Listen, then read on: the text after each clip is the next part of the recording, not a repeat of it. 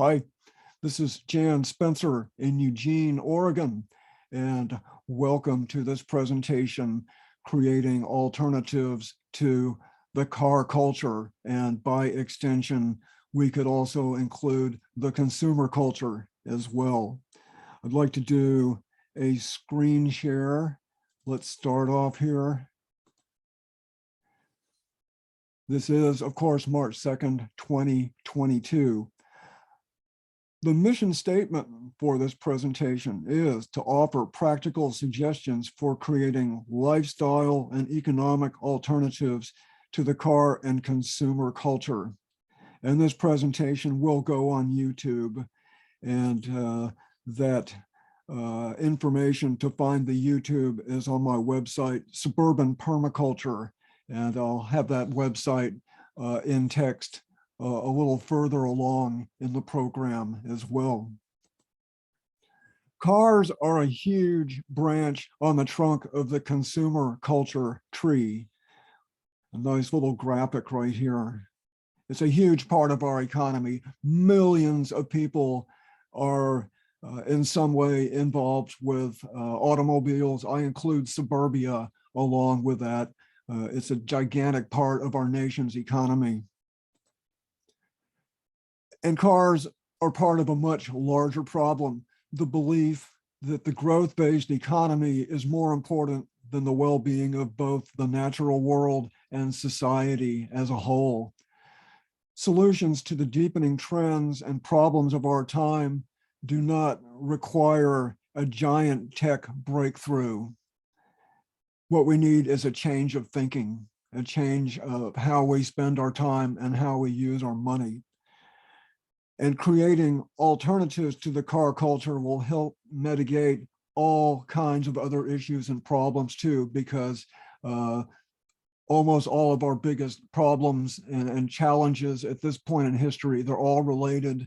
And the common denominator is we are just asking too much of planet Earth, and planet Earth can't keep up with the demand, and it can't keep up with cleaning up the human mess.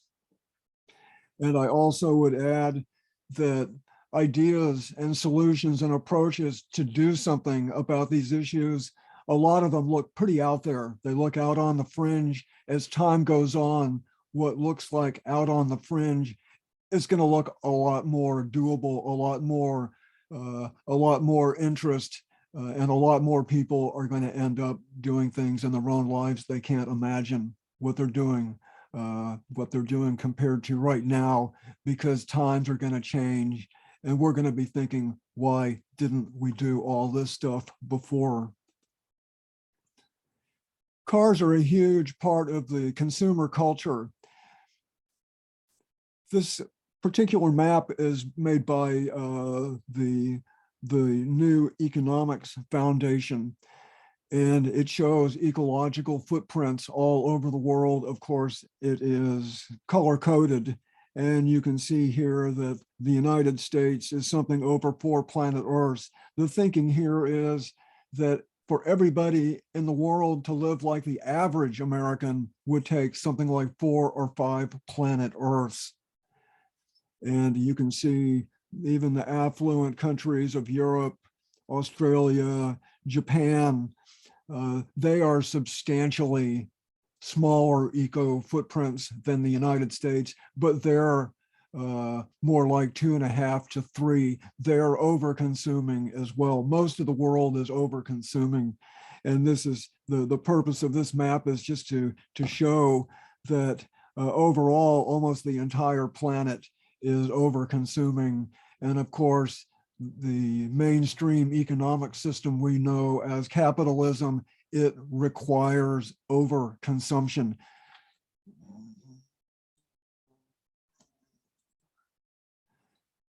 So these are just several pictures that illustrate the mainstream economy values buying and selling and consuming over the well-being of people and planet. And we have climate change, we have oversized houses, cars, pollution, unhealthy food. These are just a few pictures. There could be lots more that just illustrate these are aspects of our economic system that are increasingly causing us bigger and bigger problems. And this just occurred to me a couple days ago. We're wondering, where are all the Russian people to be out protesting what their government's doing? And of course, if we believe our local news, which I pretty much do, that of course, their media has been shut down. Apparently, if you go out and say something wrong, you can be in prison for 15 years, on and on. I think a lot of us would probably be quiet under similar circumstances. But what's our excuse? We have a free press. You can read whatever you want. You can read about all the problems that we have, the environmental, the social, the political, the economic, all the problems we have. There's an abundance of information. And that information is telling us that we can't keep doing what we're doing. We hear every month, it seems, a new climate change report that says it's worse and worse. And even the mainstream scientists are saying that life on planet Earth is in jeopardy because of human overconsumption. So why aren't we out doing something about a problem that, not to make small of what's happening in Ukraine, but it's perhaps even a bigger problem than what's happening in Ukraine, and still we go about our normal lives without really too much of a thought that we're way out on a limb. So this presentation will include lots of practical information, and many people all over the country, a lot of people right here in Eugene, are already making some of these changes to reduce our ecological footprints and create alternatives to the car culture, alternatives to the consumer culture. And again, as the future reveals itself, corrective choices, once considered extreme, may become embraced, with many thinking, why didn't we do this sooner? So these are just a few pictures of a sensible lifestyle, society, and economy has the potential for being, in many ways, far better than what we have right now, in terms of relationships, in terms of public health, in terms of civic culture, in terms of quality of life. Many people have written books about this exact topic. I think that our way of life could be better in many, many ways without sacrificing very much either. This is just a short chart right here. I'm not going to go through all this. And I mentioned the presentation will be on YouTube, and check my website. You can come back to this presentation and spend more time with it, because there's a lot of information here that I'm not going to have time to go through all of this. When you're looking at this on YouTube, you can pause and you could look at something like this for a long period of time. But just for example, manufactured food, natural food, a money economy, a mixed economy that does include currency, but it could include barter, cooperation between people, a consumer culture. We have now the wisdom of the world's great spiritual traditions. I'll touch on that in a little bit. How would it be if that wisdom was the basis of our society and economic system? We'll take a little look at that shortly. So let's just have a little bit of history and context.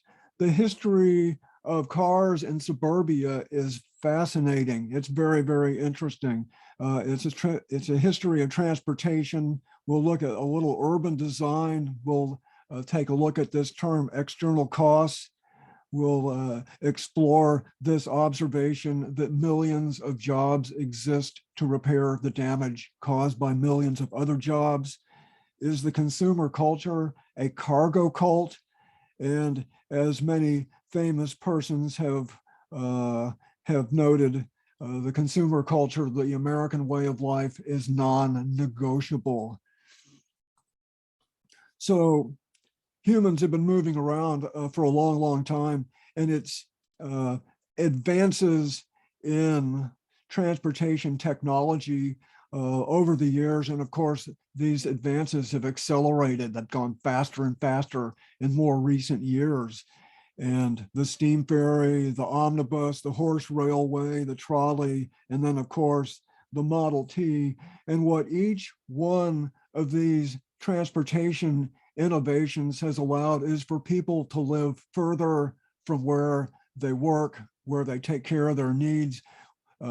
It has facilitated people being more spread out and, of course, more dependent on forms of transportation.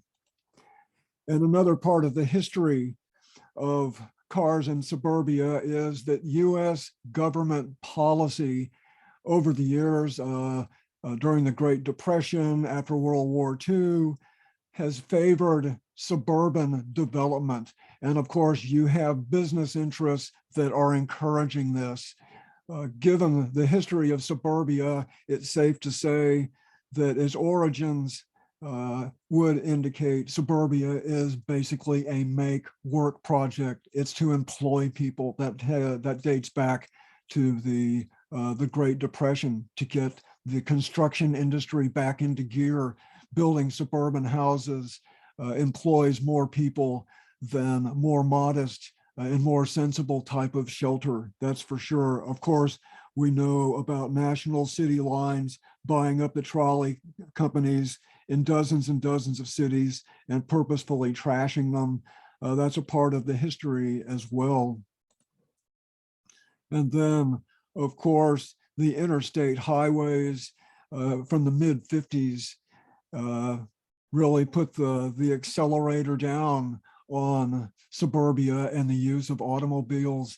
Interesting that the chair of this committee appointed by Dwight Eisenhower to study the idea of an interstate highway system, divided highways, to tell the president, is this a good idea or is it not a good idea?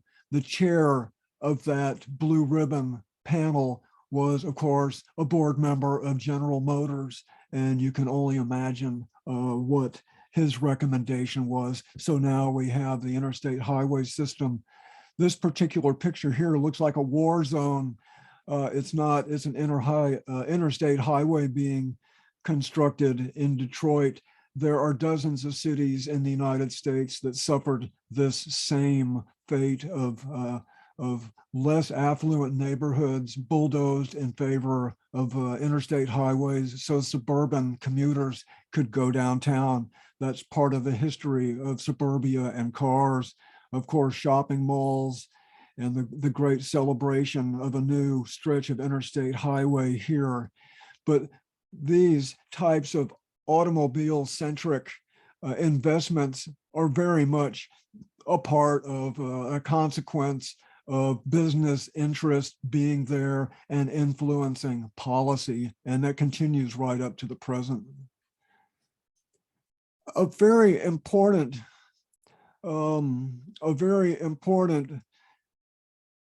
set of words to know is externalizing the cost. We live in an economic system where if you buy something, you're not really paying the full price of that product, meaning that for the manufacturer, the use, the disposal of that product, there are consequences to that product that the price you pay doesn't cover those consequences. Like pollution is an external cost, public health problems, medical problems, external costs could be in another country where that oil comes from, where people's livelihoods have been damaged or ruined for the sake of oil extraction. I consider the military to be an external cost. What would a gallon of gasoline cost if it was honest and it recognized all these external costs? You can go online and you can do your own research. Depending upon the metrics, it could be anywhere from $15 to $20 to $25 for a gallon of gasoline if that price was an honest price. And the difference between what we pay and what the external price would dictate, that's all profit. And people pay, nature pays, and the oil companies, they're the ones who pick up the profit and let everybody else pay the price. That's how our economic system works. This is another image. This phenomena occurred to me several years ago, and when I realized it, I thought, wow, that's pretty profound. We have millions of jobs in this country that exist to repair the damage caused by millions of other jobs. You can think about junk food. How many people end up going to the doctor because they've been eating too much junk food, too much meat, too much fried stuff? Nobody disputes that. How many people end up in the hospital from automobile accidents and air and water pollution? Nobody disputes that. These amounts of money are in the hundreds and hundreds of billions of dollars each year. These external costs and these products and services that require other products and services to repair the damage. That's not a sensible economic system, and automobiles are a big part of a economic system that's not sensible. When I first saw this image right here, I said, you got to be kidding. I had no idea. This image here, these two cities are in scale. This is Barcelona, Spain, right here. This is Atlanta, Georgia, could be Houston, could be any big city in the United States. These two cities have approximately the same population, but they have radically different residential densities. This is the urban footprint of Atlanta right here. This is the urban footprint of Barcelona. And the take-home message here is that this is automobile dependent right here. You've got people here who need to go over here, or there, they need to go over here. And it's extremely dependent on their freeways and their automobiles and all the external costs that those freeways and automobiles require. Here in Barcelona, much more dense. You have approximately the same number of metro miles, meaning light rail. Some of this could be underground, not all of it's underground. I don't think any of this is underground. A lot of it is in Barcelona. But these are approximately the same number of miles of light rail transit for both Barcelona and Atlanta. There's no way, there's not enough money in the world to have this density of light rail for a city the size of Atlanta. Or you could add Houston, Phoenix, Dallas, dozens of other American cities. We just don't have the money to repair what we built. And the consequences, we're only at the very beginning of experiencing the consequences. There are some actions that we can take, but just because there's smart choices we can make at this point, is that going to repair this right here? I really don't think so. I think that there's no happy way out of American style urban design. And Portland, Oregon is usually looked at as the best bicycle city in the United States. And I biked around Portland a little bit, and there's lots of nice bike paths. Portland's a nice city. But when you consider the percentage of people, the amount of bike riding in Portland compared to many cities in Europe, Portland is a fourth tier bicycle city in Europe. You have 3.5% in Portland. You have places in Europe that are 20, 25, 30, 40% of in-town trips are done on a bicycle. And this isn't to trash Portland, but when we say, oh, Portland's a great bicycle city, for the United States it is, but compared to the big leagues of bicycle use, it's definitely bush league. And it's important to, when we compare what's possible, to compare the success that other places already are having, and not being looked to the fourth tier of bicycle ridership as being our goal. We need to do far better than that, of course. This image here actually is a collage that I made, and it illustrates the cargo cult. Here's Sue. This is the cargo cult. If you know what a cargo cult is, a cargo cult refers to, in World War II, in the fight against the Japanese, the Americans built military bases on lots of islands in the tropical Western Pacific, out towards New Guinea, up towards Japan. And when they came to these islands, they of course had these landing craft, and they came up on the beach, and all of this stuff came out of the landing craft, all the prefab buildings, the jeeps, the construction equipment, the radar. The local people were amazed. They thought this was heaven, and they were so impressed with all of this gear and all of this cargo that when, after the war ended and they loaded all the stuff up and took it away, the locals were left wondering, well, where'd all the stuff go? They created these rituals. They created these beliefs that if they replicated what they saw the American soldiers doing when they were there on the islands, that all of this stuff would come back. And that's a cargo cult. Well, my contention is that our consumer culture is also a cargo cult. It has its own corresponding social behavior, that we in our affluence have a corresponding social behavior to the islanders as they marched around on a dirt field with wooden rifles, hoping that all this stuff would come back. Our own cargo cult makes about as much sense as the people out there on those Pacific islands. So this illustration here shows my version of what the cargo cult is that a little bit of humor right here. So we've been told the American way of life is non-negotiable. Our way of life is a business deal, and the consumer culture is one of history's greatest examples of social engineering. So what do we do about that? That's what our next part is what we're going to see. We need to learn how to negotiate.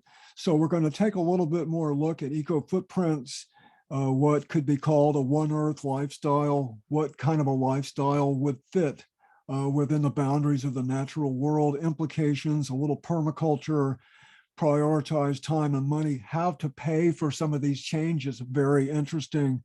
And of course, when we are making these transformations, we can be addressing a lot of different issues all at the same time. That's very exciting. That's kind of a permaculture ideal right there. Ideals and goals pointing towards a preferred future. What does a preferred future in general look like to me? A society that lives within the boundaries of the natural world and brings out the best and positive human potential.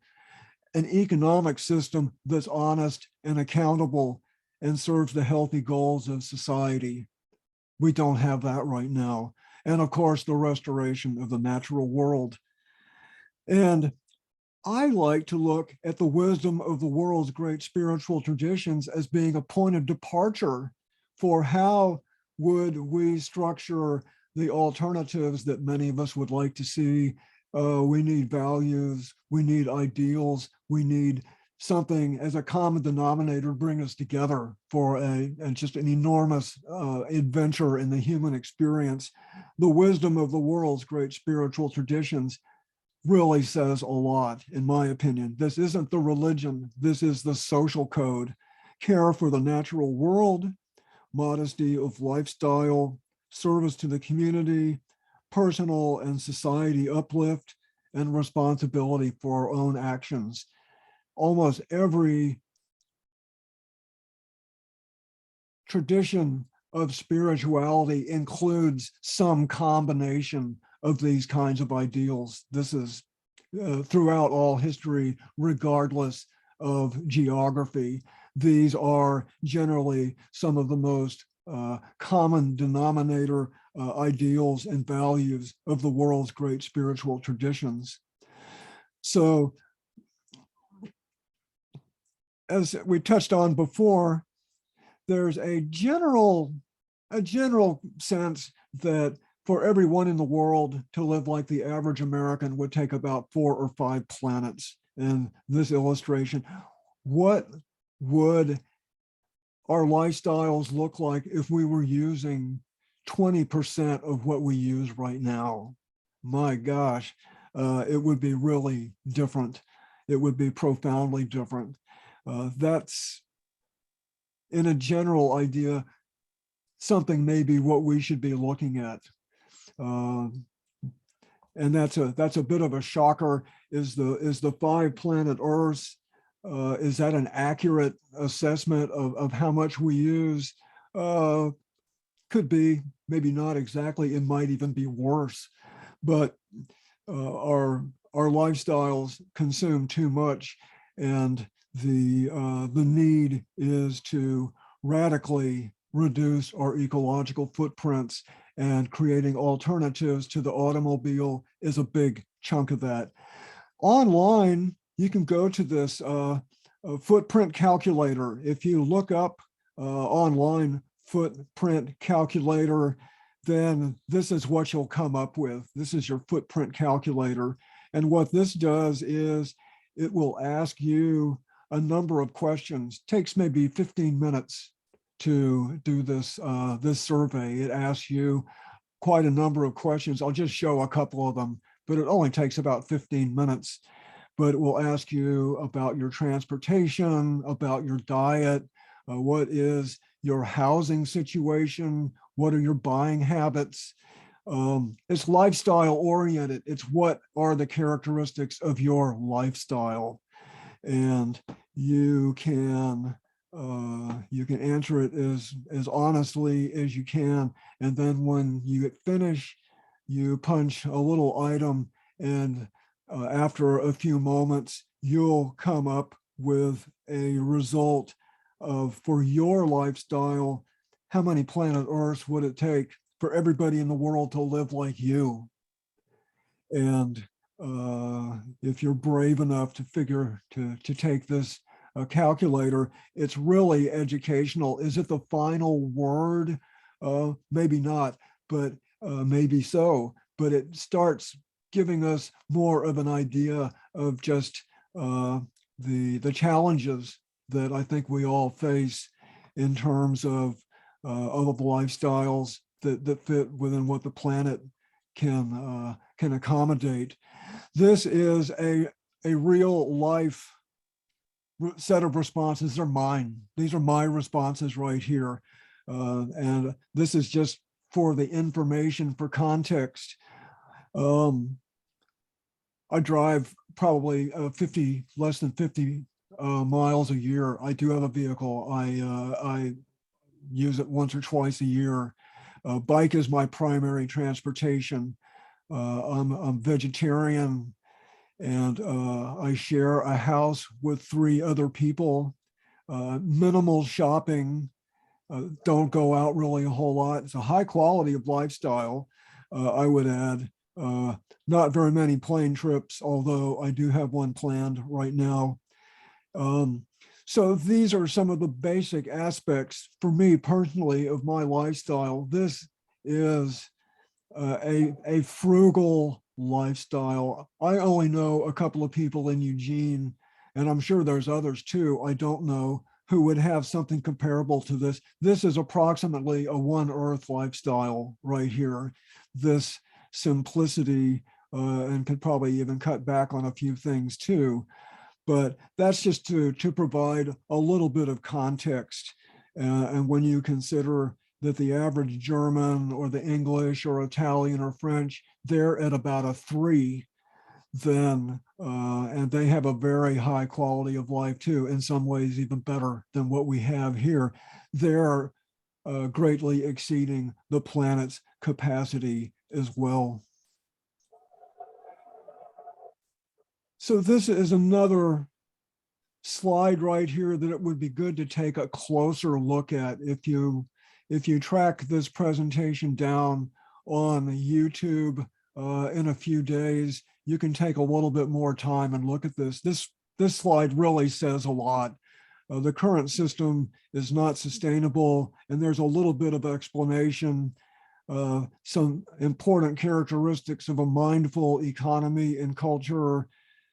What would some of these changes look like at the personal scale, and what would some of the changes look like more on the community, the larger scale? So this is a really wonderfully thoughtful bit of information right here. And of course, permaculture, when we talk about tools and assets, permaculture is a powerful tool for helping to design systems to take care of human needs in ways that are friendly to people and planet. And I took a permaculture course some number of years ago. I've applied many of these principles to my own property here in Eugene.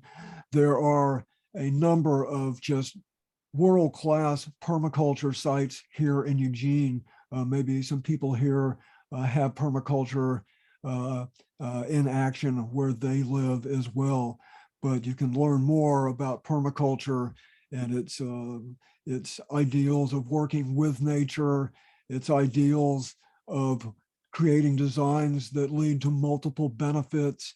There's a whole set of ideals and principles that permaculture has to offer. And this can be used at the backyard scale, or it can be used to design an economic system as well. Permaculture is a wonderful tool. Another really important approach to creating alternatives to cars in the consumer culture is, what do we do with our own time and money? We all have time, we all have money. Most people would say they don't have enough of either. We can maybe somewhat adjust how much money we have, but we all have about the same amount of time, and how we manage our time and money has an enormous amount to do with our own quality of life, but in a larger sense, how the human population fits in or doesn't fit in to the natural world. So what this image is here, time and money, I think it would be easy to spend $30,000 or $50,000 on a kitchen remodel. I don't know that from experience, because my kitchen is a 1955 kitchen, because that's my house, is 1955. I don't have any remodeling. I've made some improvements, but not like this. But what I'm saying here is the kitchen remodel, even a modest car, a cruise. What if we invested that money in upgrading some of the important production possibilities we have where we live, like solar energy, like growing food on our property, like a rainwater system?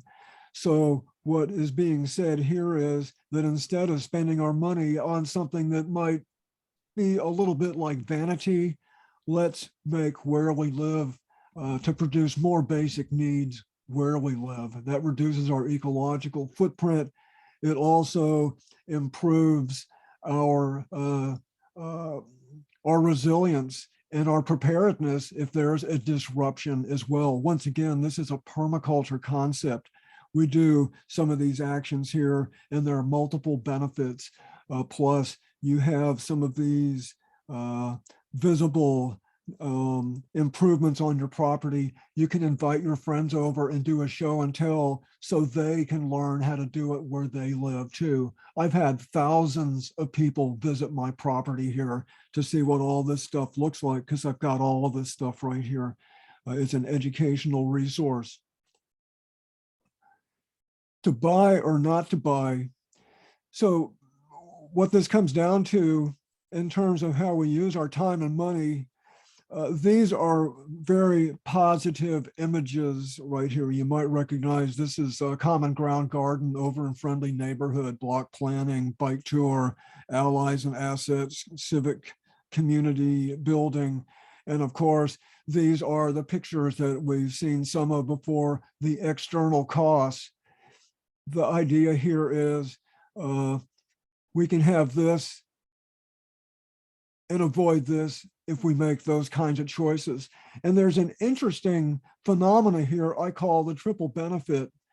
If we use our money in a smart way, instead of buying something that doesn't take us closer to a preferred future, we can use that money to invest in a preferred future. And when we buy products that cause damage to people and planet, as we saw before with the external costs, that requires a lot of money to repair. If we don't create the damage in the first place, then we don't have to repair it. We can use that money saved to invest in a preferred future.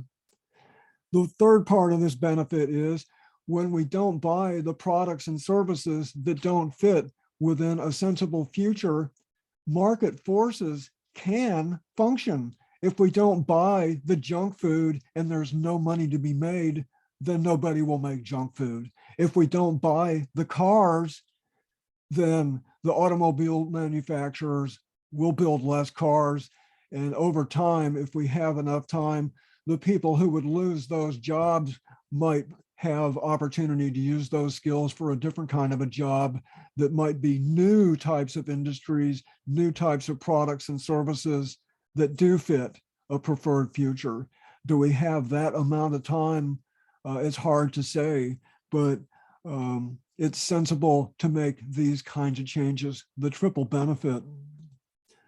So let's just take a look at a few locations to see what this actually can look like at the home level, and then we'll take a look at some positive pictures of a somewhat larger scale as well.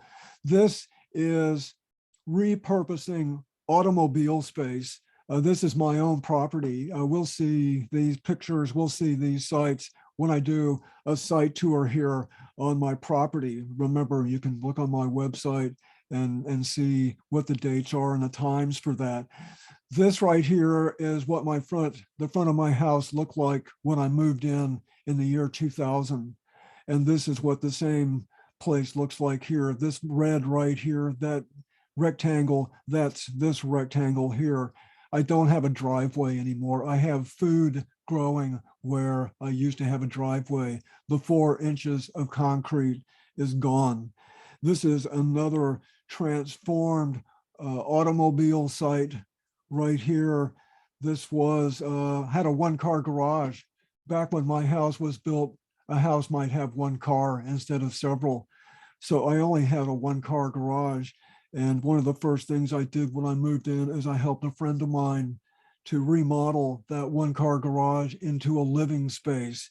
So that makes the house a 3-bedroom house. And that means a bit of greater residential density. That's what's happening. And of course, with the greater residential density, that helps us reduce our ecological footprints. Here's some other pictures. Home economics is what I like to call this. This is a 1,600-gallon rainwater tank.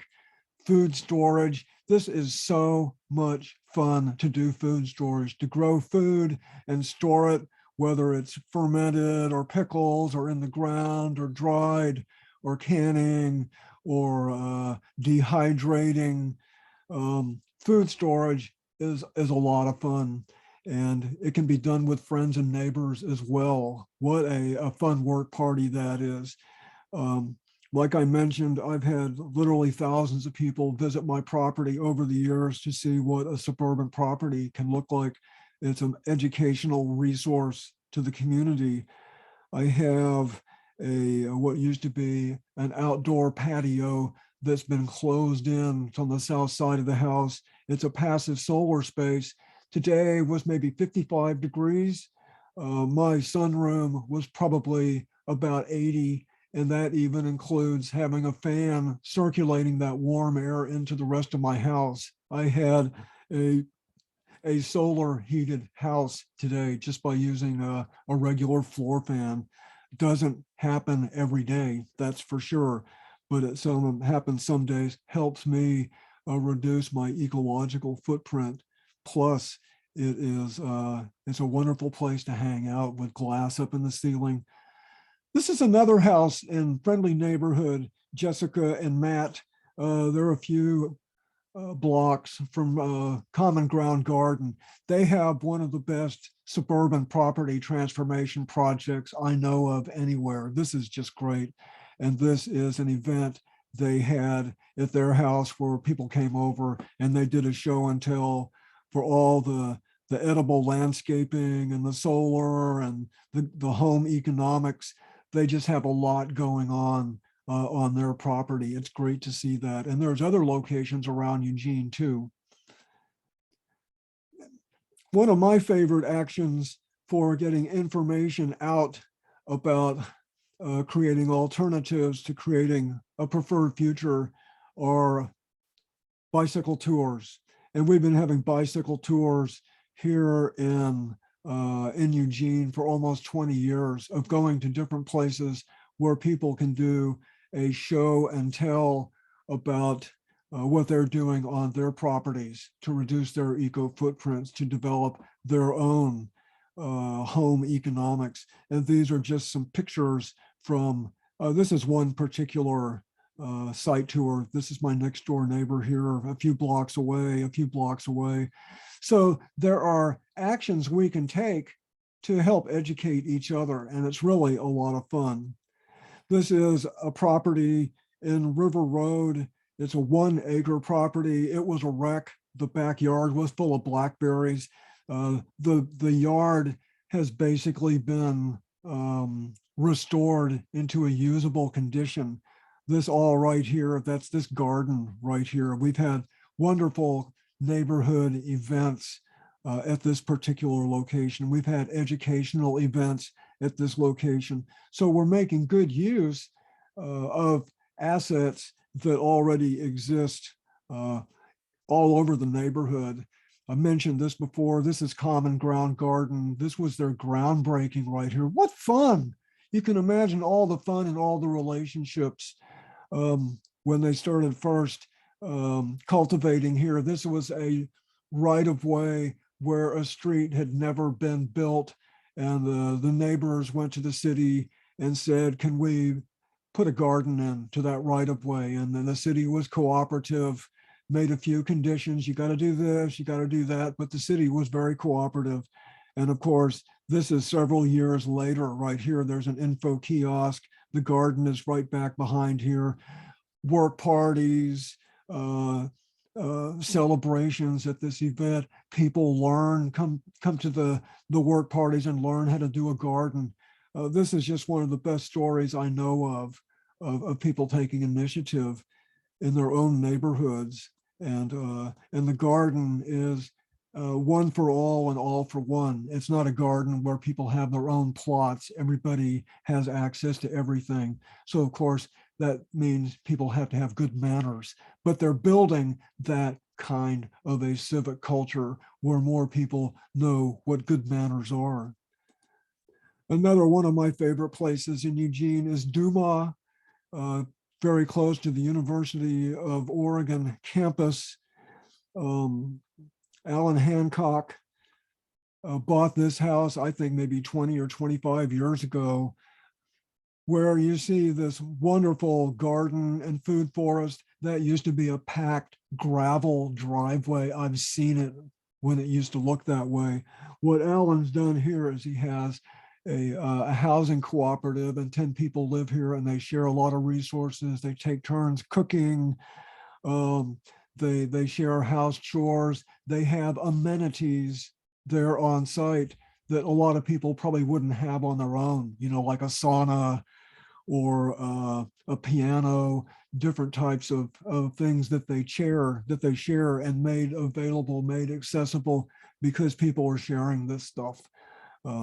So this is just a wonderful example of reducing ecological footprints and building community culture as well at the same time. One of my favorite places. Okay, let's look a little larger scale here. I like this little dynamic right here: assets, allies, and actions. We have assets in the community. We have people we can work with in the community, and to make those assets to turn into reality, it takes actions to do that. When we do actions, we create new assets and we create new allies. And allies can be a part of taking action, and allies can help recognize assets that could use some action to realize their potential. So this is just what I would kind of call a virtuous triangle, just a social dynamic right here.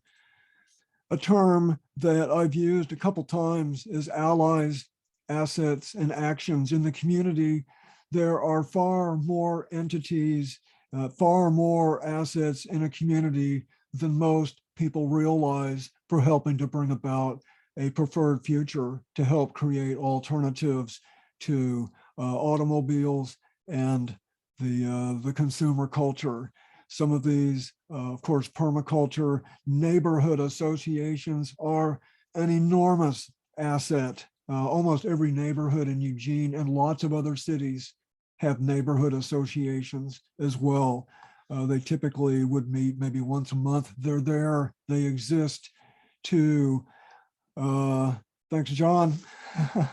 They exist to address the issues of the neighborhood, and guaranteed they welcome people to come to the meetings and become involved. I've been on the board of my neighborhood association for 20 years, and it's a wonderful experience to build civic culture.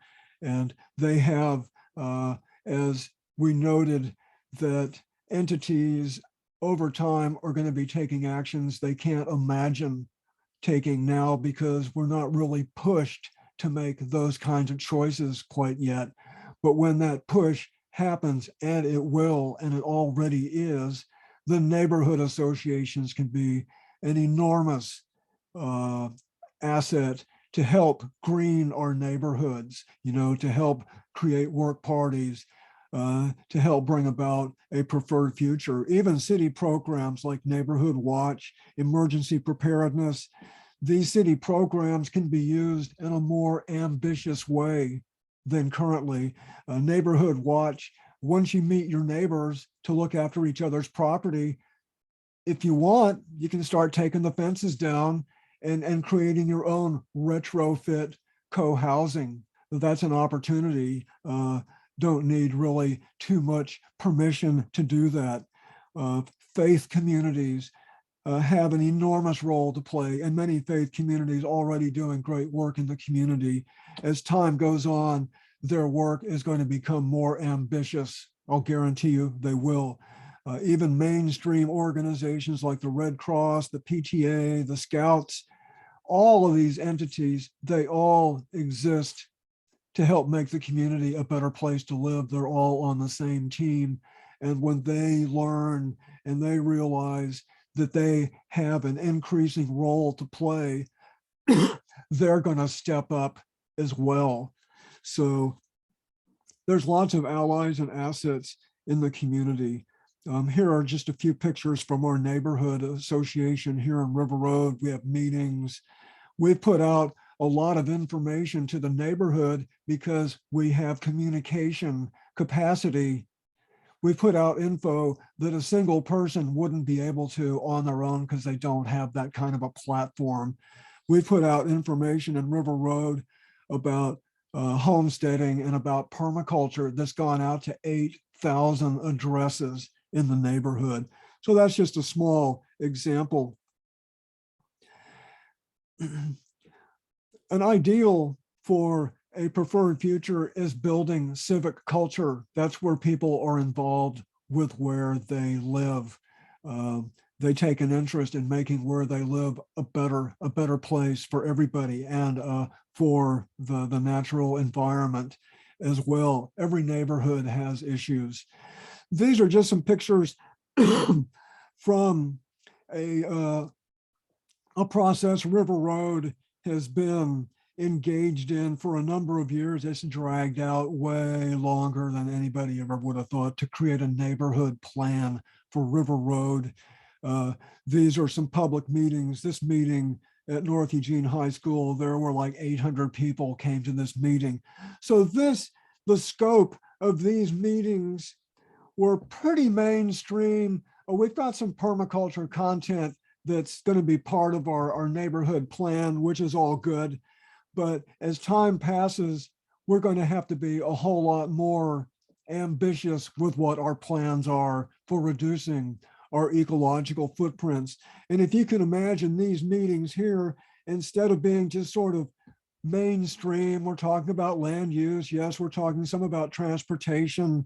We're talking about how we can make our neighborhood a better place to live.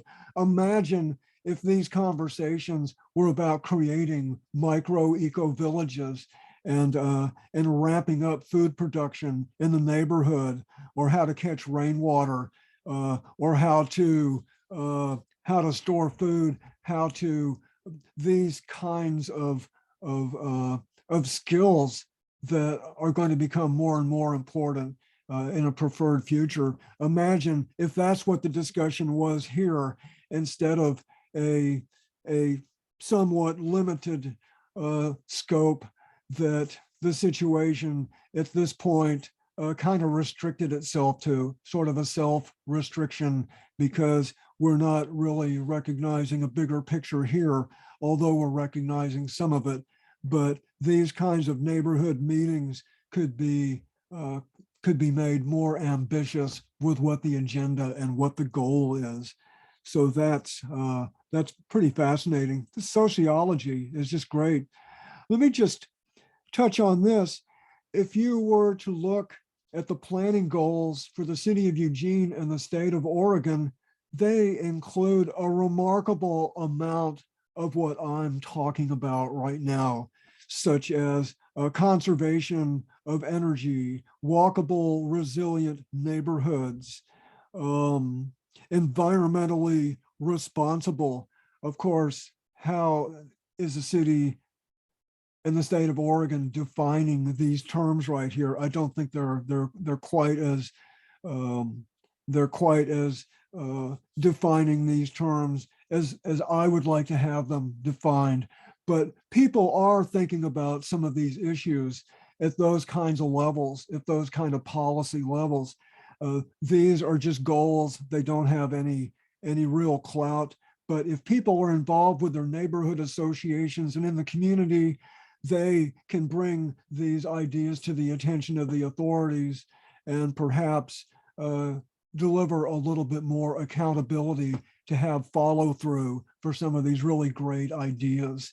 Do I think that the authorities and the government and the elected officials are going to end up doing what they need to do? Not on their own, not enough of them. But if enough people from the grassroots demand this, then I think there is some hope that even at the administrative governmental level, I think there is hope. I just wouldn't depend on it too much. But what we can control to a large degree is what we do, where we live in our neighborhoods. This right here is one of my favorite pictures. In the year 2015, River Road hosted the 2015 Northwest Permaculture Convergence. This is the biggest permaculture gathering in the Northwest, in Oregon and Washington State in the year. We hosted it at our neighborhood recreation center. For the weekend, that recreation center became a permaculture university. We had all kinds of workshops and discussions. We had site tours. We had this expo outdoors. We had a neighborhood summit. We had, I think, maybe 8 or 9 cities represented who came to this event and from their neighborhood associations, which was a lot of fun. We had plenary sessions. So our recreation center is actually an enormous asset here in our neighborhood, and lots of neighborhoods have recreation centers. They could be used to do something like this in all those neighborhoods in Eugene and all over the country, actually, to turn those rec centers into educational weekends or days to teach these kinds of skills. Another part of this, this culture, this transformation is environmental restoration. Of course, we have a planet that's been badly abused. This is the Willamette River right here. In River Road, we have people, myself included, who basically have adopted acreages of public property with the understanding and the agreement with the city that we improve the well-being of that property. Razor Park here, Becky is just unbelievable to help restore somewhat the natural landscape in Razor Park. She's out there so many times when I bike past. My particular task is this little filbert grove. There's a 65 tree filbert grove along the bike path here that 10 years ago was all overgrown with blackberries and English ivy. With the assistance of the city and work parties, we've cleaned up that filbert grove, and it's in the process of becoming a more and more useful food source right here in the neighborhood. I had nuts today, filberts that I love, that came from that filbert grove. The filbert grove is on public property. Anybody can go there, and it takes some effort to maintain the filbert grove. Any neighborhood has some kind of feature that could use some attention to improve the landscape, to improve that habitat. Every neighborhood has that, and it can bring people together to perform that function. There are several other sites along the river here that other people have agreed to look after as well. And I emphasize this is a partnership between people in the neighborhood and the city. And this is what the city should be doing. It should be empowering people to look after their own neighborhood. The city shouldn't have to do all of this stuff, and they don't have the time and money, but neighbors can take on that function, and the city can provide some of the communications and some of the tools necessary for having these work parties. It's one of my favorite. Communities of faith also have enormous assets. This particular church in River Road has made some of its land available to have a community garden right here. This is at a Lutheran church on Maxwell. That's where this is right here. A faith community could also be something of a neighborhood center as well. These are all classrooms. Almost any church, mosque, synagogue, they have meeting spaces. Churches, mosques, temples could all host educational events with the facilities that they have. They could play a much greater role in bringing about a preferred future. Block planning, one of my favorite tools. A block plan is a way that people who live on a block and people who own property on the block can make changes to the block of certain types that you couldn't make those kind of changes if you were just doing working on your own property. The city of Eugene recognizes block planning, and a block plan doesn't make regulations go away, but regulations instead of being prescriptive, where the city tells you what to do In a block plan, the city says, we want this outcome, tell us how you're going to do it. And that makes this whole process a lot more creative and a lot more potential for putting the assets of the block to greater use. This is a little bit of a before and after, and this is idealized. This has not happened, but it could mean turning garages into living spaces or small businesses. It could mean edible landscaping, could potentially even mean constricting the center of the block so that only emergency vehicles can go through here. And that could open up a lot of space for open space or for gardens. But block planning has an enormous potential to help make better use of the urban landscape. There's a place in Eugene that we've had many site tours at this location. It's East Blair Housing Co-op. East Blair is not a block plan, but the co-op owns about 8 tax lots, so they can manage those tax lots as if it was a block plan. So what they've done is made some changes on their property that show what block planning can look like. This is maybe my favorite here. This right here used to be a parking lot. Where these people are standing used to be a parking lot around 1992. This was a parking lot. This picture here is just a couple of years old.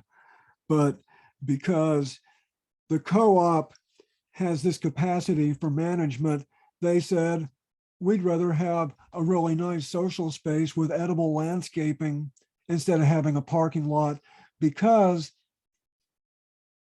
the use of automobiles at East Blair is a lot less than the national average. They didn't need all that parking space, so they turned it into something else. A block plan could have similar types of value in other applications in other locations, just between neighbors who agree that this is what they want to do.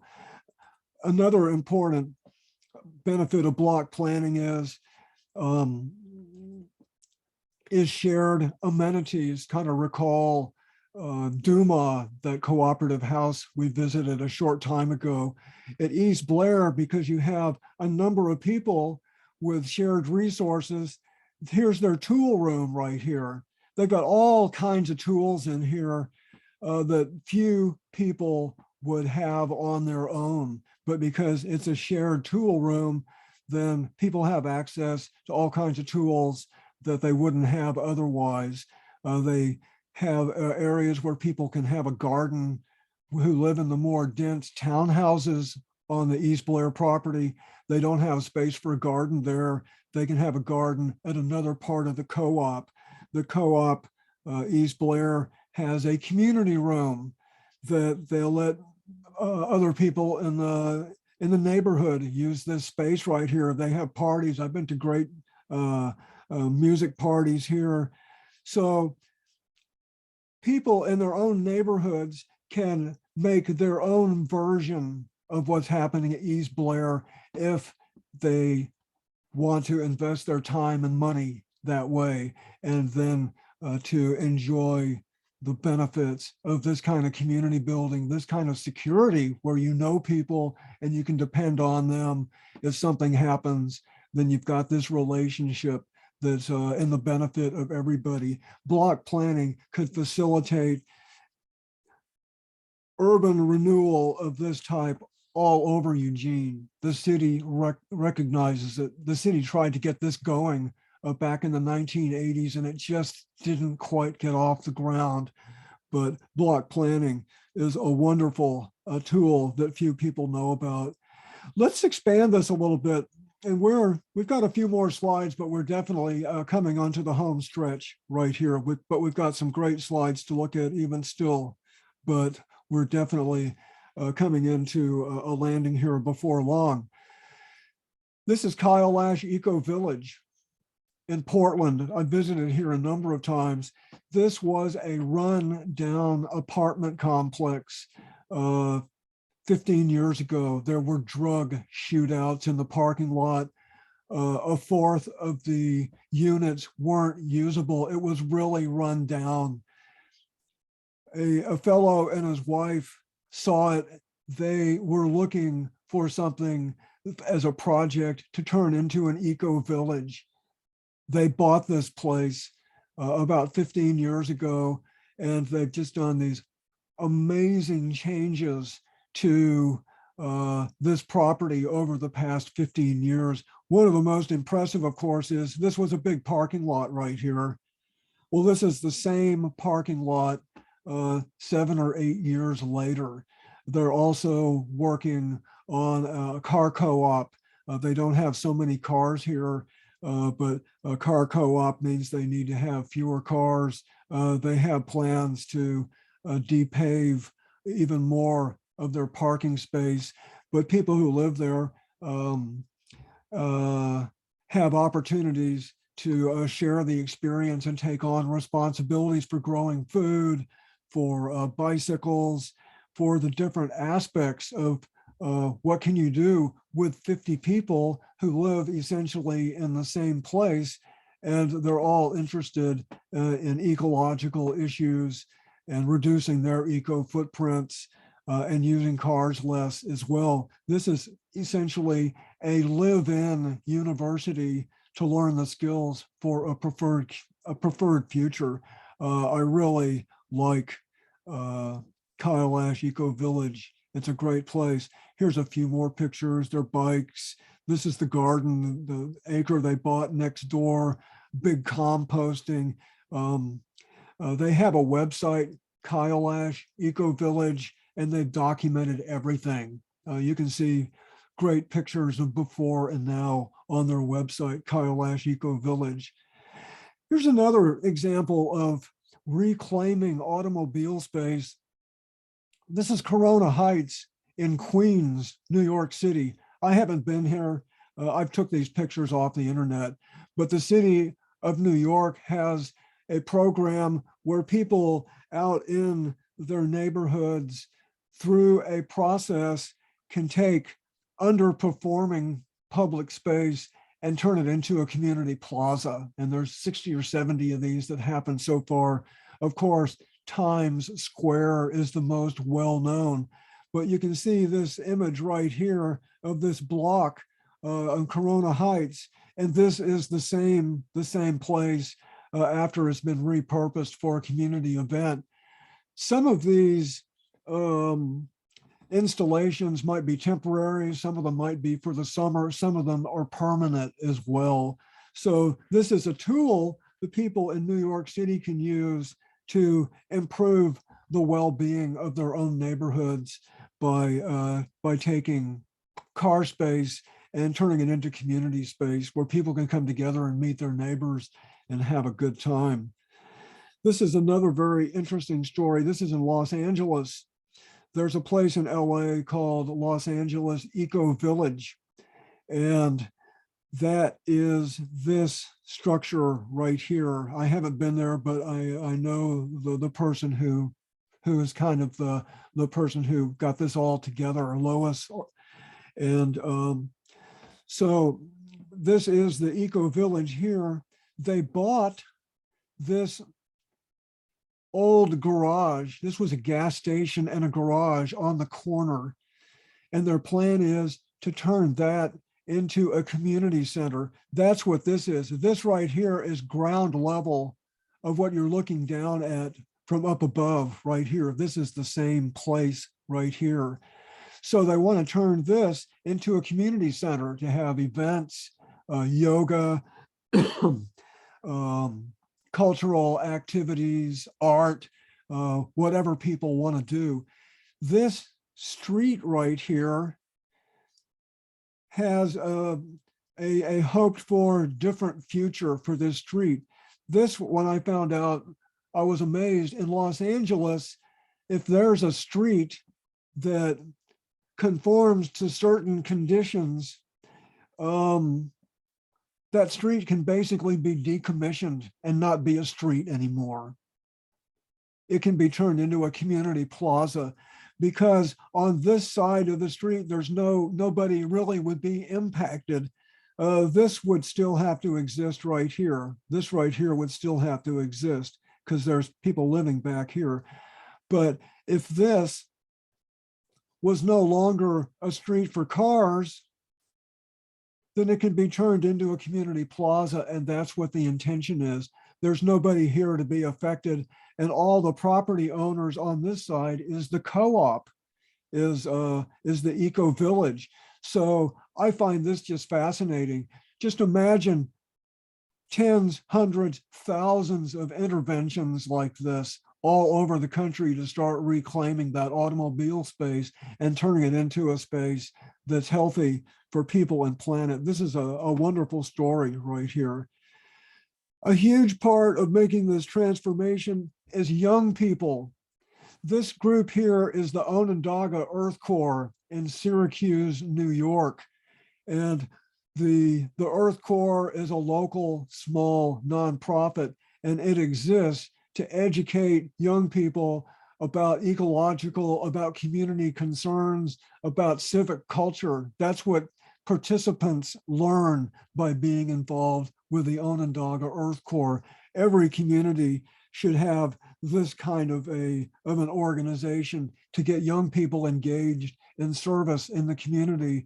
And as is mentioned over here, learning skills that'll be important for them during their entire lifetimes.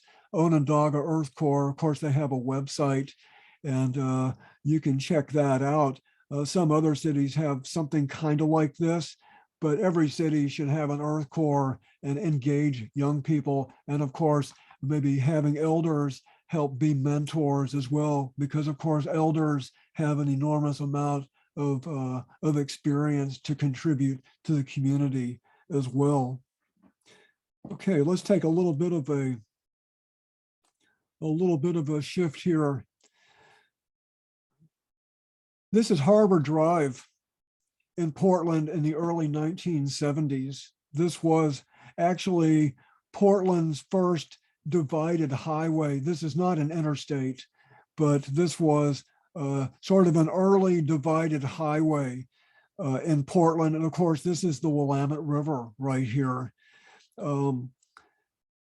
The idea came about that maybe we don't need to have a divided highway along the river there. And Tom McCall was governor at the time. He got behind this project. You can go online, you can search Harbor Drive, and you can read the story. But the take-home message is that the people decided they weren't going to need to have this highway, and it was taken out. The highway engineers said that's going to cause traffic chaos all over Oregon or all over Portland. That didn't happen. People found another way to go.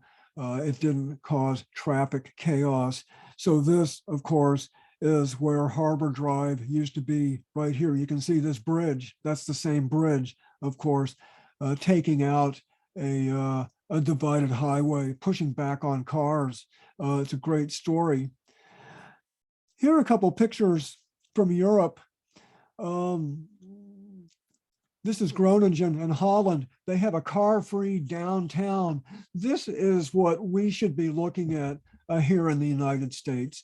If you were living here and you wanted to go visit somebody over here, you have to go across downtown Groningen right here, but you can't go through downtown Groningen with a car. If you want to take your car, you got to go way around like that. It very well could be easier just to walk or ride your bicycle. You could go in your car, you can, but it'd take a long time and you got to go way around like that. I really appreciate the idea of making life a little bit more difficult for cars, because when it becomes that way, people find out sometimes, you know, I really didn't need to do all that driving. You know, I found other alternatives. Cars are not going to be totally replaced, of course not, but we can sure reduce their number in a pretty dramatic way. That's what the idea here is. It says you can't, it doesn't mean you can't have a car, but your car is not going to go wherever it wants. We have a set of values that we want to respect. This is Freiburg, Germany, right here. This is the Vauban neighborhood.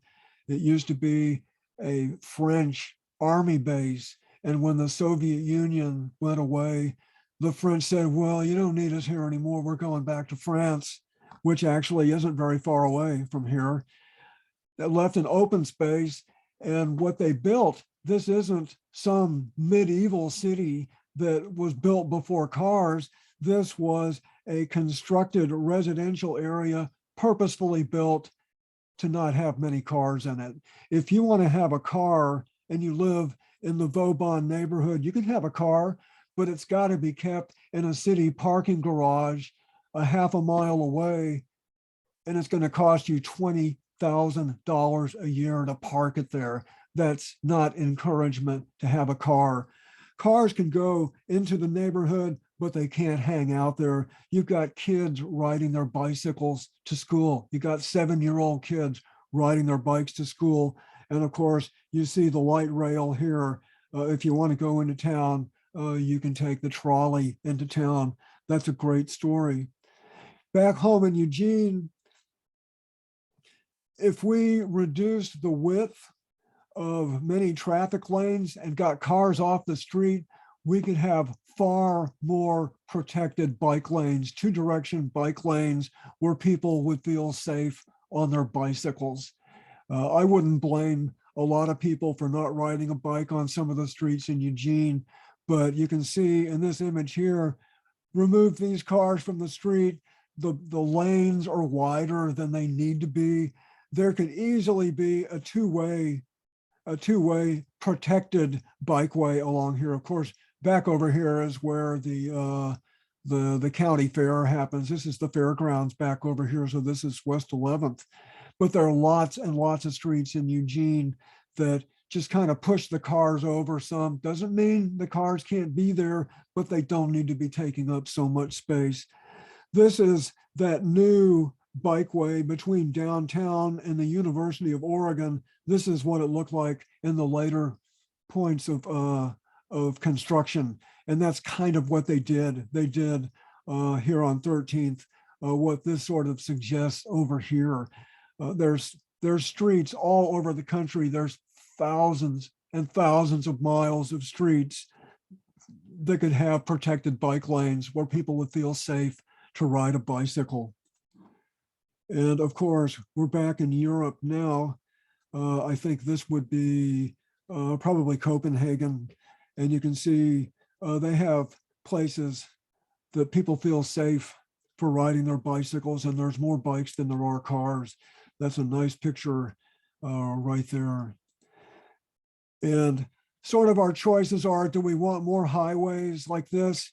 You're probably looking at a couple $2 billion worth of interstate infrastructure here. I'm just guessing that's probably a couple billion, maybe several $1 billion right there. I don't know where that is, but this is what the choice is made in other parts of the world. You have the light rail, and look at, this is a bicycle parking area. You ride your bike and have it in a safe place, and then you take the train to where you want to go. That's sensible. Is this sensible to have an aircraft carrier when the money used to pay for this could be invested in reworking existing urban space? I have a picture of this. We'll see a little bit more detail, but this is Santa Clara Square in Santa Clara neighborhood. It's right off Beltline, but it's a very typical suburban shopping center where there's 5 or 6 acres of parking. And then of course you have all these stores right here. Imagine if that parking lot was built on and it became essentially a local downtown. We'll get back to that. I've got a bigger picture of that we'll see in a minute.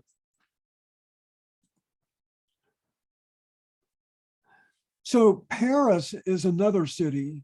They have a mayor whose platform was very much taking space from automobiles and making it available to pedestrians, for bikes, for nature. And this, if you look closely, you can even see that this is all in French. This is a sort of an idealized look at what a city street could look like in Paris. You could probably have a car come through here, you know, if it was a fire truck or something like that.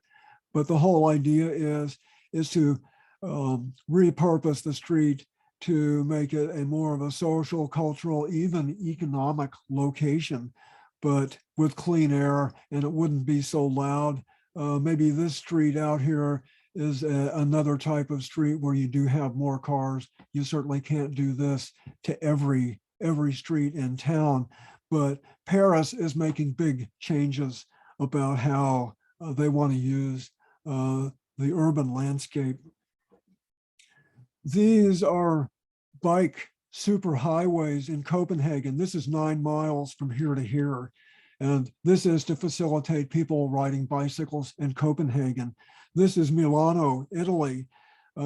This hasn't been built yet, but this is what they're planning on doing in Milano, you know, to facilitate bike riding in Milano. This distance here from here to downtown is about 16 miles. So that gives you a little sense of the scale right there. One of my favorite, of course, is Barcelona. I plan to be in Barcelona at this time. 2 months from now, I should be in Barcelona because I want to go see what this stuff looks like. But Barcelona has maybe the most ambitious plans that I know of for taking automobile space and reassigning it. This is what a super block looks like. And if you can imagine, this is just a regular intersection with lots of cars. This is what those intersections are going to be looking like with the super blocks. The cars can go along this periphery right here, and they can go like 6 miles an hour. The cars can be there, but only if they live there. You can't go cross town on these streets right here. These are the crosstown streets, but within here, automobiles are restricted. They have to go slow. They have to live there if they're going to be there. And a lot of the space currently taken up by cars, that becomes looking more like this right here. This would have been a street at one point. These would have been cars parked all along here. There's cars on the other side of the street, but not here. There's a safe bike lane. This would have been an intersection right here. This is so exciting to be taking car space. So this is about the last segment right here. How do we get this information out to a wider audience? My thinking on that is that if you consider the hundreds and the thousands of environmental organizations, of public interest organizations, organizations, some are small, some are big, all over the country, they're all there to help make the community a better place. And chances are the purpose of that organization is to address some problem caused by our economic system, some external cost, whether it's a social external cost or if it's an environmental external cost. What that tells me is that virtually all these organizations are on the same team. They're all there to try to fix a problem caused by excess consumption. Of course, that's oftentimes automobile, but there's lots of other types of problems too. But the common denominator is that capitalism, the consumer culture, is the source of problems that millions of people in the United States are making some effort to repair that damage. So what I take from that is that if these organizations begin to recognize their kinship to all these other organizations, they can maybe work more effectively with each other. And furthermore, if these organizations start to recognize that reducing ecological footprints will help each one of those organizations address the issues that they're particularly concerned with, that reducing eco footprints makes their jobs easy, because almost all these problems are a result of disequity and overconsumption. And we may or may not be too overt with what the ideal is, but the ideal is to evolve in a way that the capitalist economic system either is replaced or has changed so much that you can't recognize it anymore, that these organizations can help educate their tens of millions of memberships about the ideas of reducing ecological footprints, how to do it, and what the benefits is. Imagine if the Sierra Club came upon this presentation and said, we got to get Jan a bigger audience so he can put this information out. We're going to contract with Jan to have him do a series of presentations to share all this great information about reducing our eco footprints. We want these types of presentations, and we're going to put them out to our membership, our 3 million members. We want those members to see Jan, or we want those members to see this kind of information about reducing eco footprints, about transforming suburban properties, about taking car space and giving it to people and bikes and nature instead. There are thousands of organizations that could help educate the wider world, and they're all on the same team because they're all making efforts to address the damage caused by overconsumption. Here's just a short list of different types of these organizations. Could be foreign policy, economic justice, civil liberties, environmental, could be public health. There's dozens of different kinds of organizations with their own particular agendas, but they all share a common denominator. You think about indigenous land rights, Occupy, Black Lives Matter, climate justice, and other movements that might not be quite as structured as some of these. If all of these organizations realized the value of reducing eco footprints, finding alternatives to cars, growing food more locally, building civic culture, they could all put this message out to the people who support them and participate with them. This is an existing network, an existing capacity of communications that's already there. We just need to supply the information to go out, just like I mentioned earlier that our neighborhood association put out information about permaculture and transforming suburbia to 8,000 addresses here in our neighborhood. Just imagine that same strategy.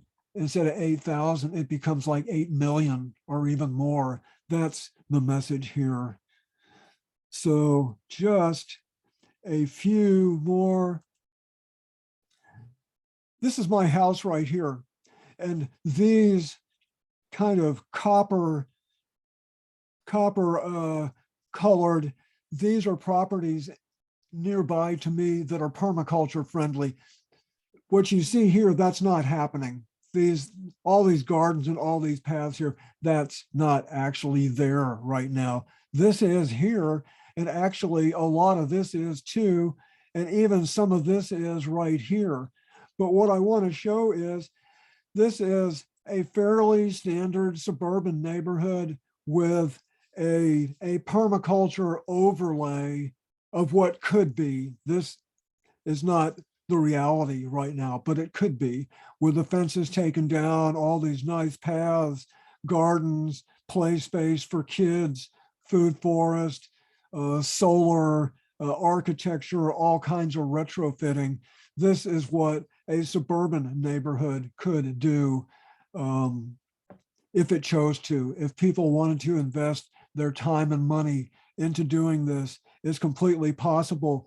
And there actually are a few places in the country where you could find something somewhat like this. One that I'm thinking of right now is called N Street Co-op in Davis, California, where they've actually done something very similar to this in a 60s suburban neighborhood. I've been there, I've seen it. It's very similar to this right here. They've taken the fences down. They have a common house. It's sort of a retrofit co-housing there at N Street Co-op. I know some places in Eugene where fences are down and neighbors freely go back and forth across property lines. People still have their private property, but they are more integrated socially and economically with some of their neighbors. I know a number of places like that here in Eugene. They just need to get bigger. So here we are back to Santa Clara. This is the parking lot. I took pictures of these buildings from elsewhere and just kind of imagining that some of these buildings, more or less, could be accommodated here on the parking lot of Santa Clara Square. We'd still have some parking for people who come to the stores, but maybe it's a 2 or 3 story high parking lot. But these buildings here would include more dense residential, of course, having businesses down below. They would be businesses that would be necessary, be needed for this area, so people don't have to drive somewhere else to access those kinds of services. Here's River Road right here. Imagine if we reworked River Road so that we had what we call MX, a bus rapid transit going up and down River Road, which actually is very much a possibility, so that there was a frequent enough bus that people could just easy get on the bus a half a mile this way. They know the bus is going to be there in less than 5 minutes. They can just take the bus here to this nice little downtown, which could include some landscaping and public places, some plazas, maybe some fountains. That could be here instead of a parking lot. And of course, the River Road could be retrofitted so it had safe bicycle access as well. This could become a little distributed downtown, and there are other places in Eugene that could be their own version. What I'm thinking of right now is 40th and Donald in South Eugene. That's a really nice little commercial center there with a nice parking lot that could have some denser residential. There's lots of places around Eugene this could happen. There's thousands of places like this all over the country that could happen too, all to improve the quality of life and reduce the need for automobiles substantially.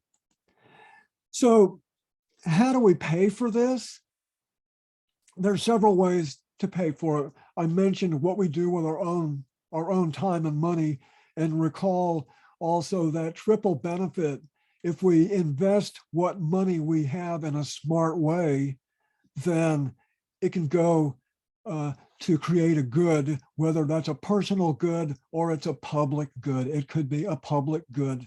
If we don't buy the services and the products that cause damage, again, we don't have to spend billions of dollars to repair that damage. We can invest that money in a preferred future. This entity right here is our 42nd Avenue, and this is in Portland. I've visited here, I've talked with the people there. This is a small economic development agency in the Cully neighborhood in Portland. And our 42nd Avenue exists to organize time and money in that little small area on 42nd Street. They're a tax increment financing. They get some public money to do their work. But for example, this empty building down the street from their office, last I heard, which isn't super recently, but this was going to become sort of like a micro small entrepreneur little business node right here where people could rent a modest space in here and be kind of a business incubator. And it's all like a little micro mall is what it would be. And the businesses and the activities by 42nd Avenue are intended to fit the neighborhood. The neighborhood has its own character, it has its own history, and the economic development should fit the character of the neighborhood. It's a pretty green neighborhood. There's actually lots of gardens, small urban farms in this neighborhood. And this is an incubated little business right here by our 42nd, and it is a home garden store where this fellow here is got very low rent, and he is trying to start a small business that would cater to the small home gardener, the small home farmer. So this model could be such that if River Road neighborhood and Santa Clara neighborhood had something like this, and part of its purpose was to take money that people in the neighborhood wanted to invest in the neighborhood, then people who invested money could designate where they wanted that money to go to.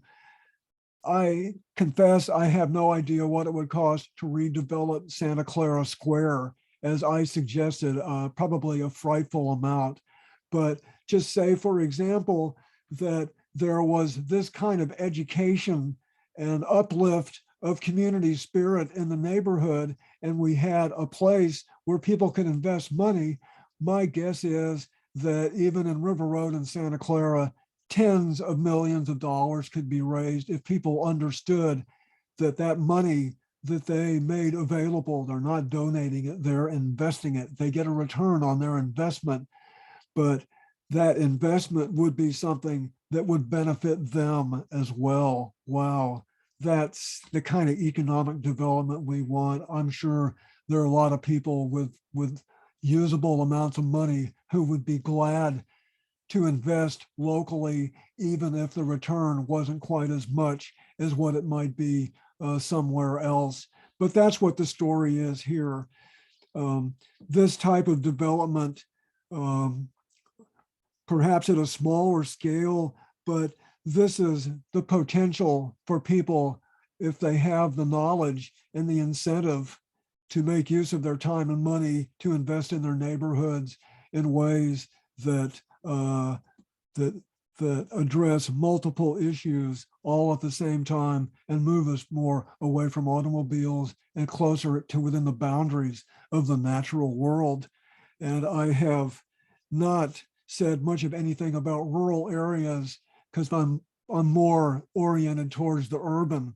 But for these urban transformations to happen, there needs to be rural transformations happen as well.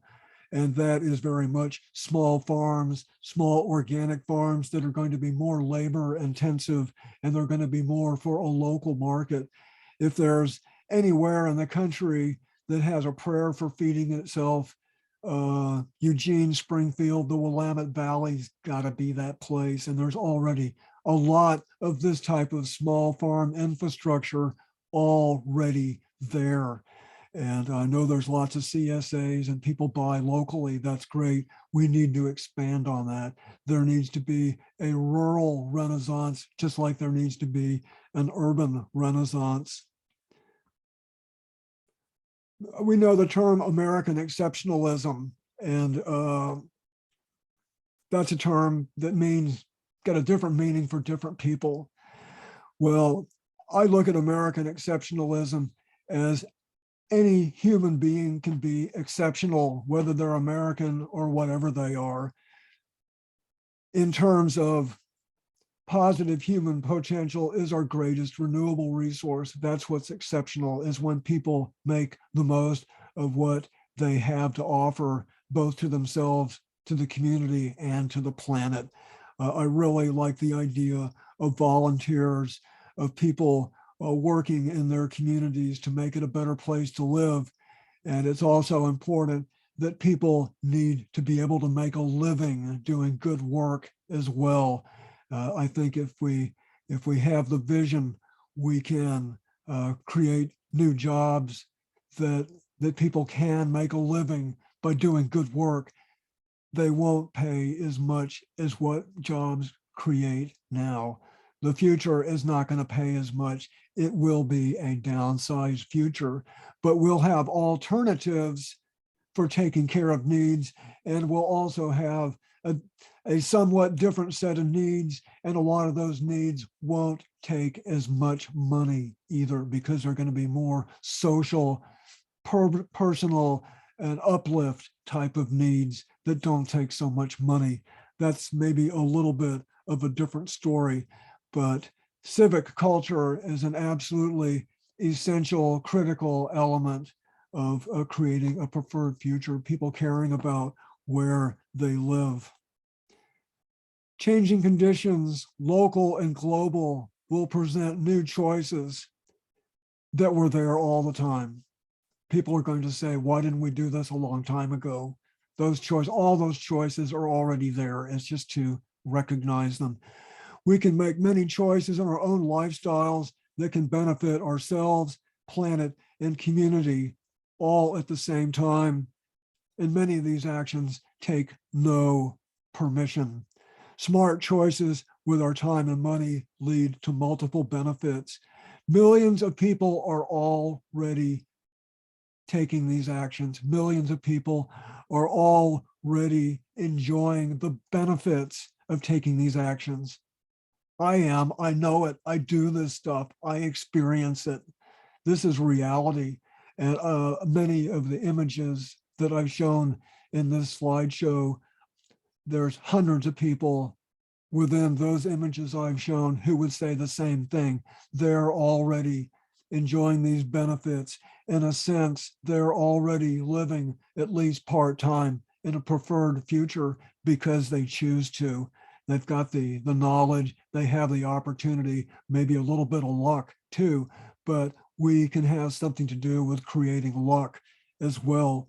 Positive human potential is our greatest renewable resource. This is the last picture I have right here. The multiple benefits, creating a preferred future, alternatives to cars, alternatives to the consumer culture, can help create a more local economy, brings out positive human potential, helps create a more positive future, good for the environment, mitigate climate change, some perhaps benefit to public health, positive community culture, empower people, manifest their innate possibilities, their positive human potentials, greater resilience and preparedness for an uncertain future. So that's the take-home message. We have challenges, they're growing. We have opportunities, we have time and money, we have resources, we have allies and assets. We have lots of opportunities. If we want to take the time to make use of them, we'll be glad that we did. Okay, thanks. I've gone on for some time. Appreciate your being here. And that is the end of the slideshow.